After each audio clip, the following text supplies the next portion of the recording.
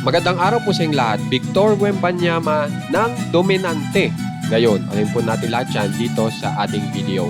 Bali sinasabi po ngayon sa balita ay ito pong si Wemby ay nang domina sa magkabilang dulo ng court para sa Spurs sa NBA playoffs na may average po na 21 points per game at 8.8 rebounds per game.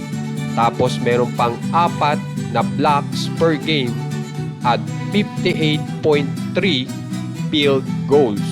At may kasama pang 53.8 3 points percent. So ganyang kalakas po si Wembanyama ngayon.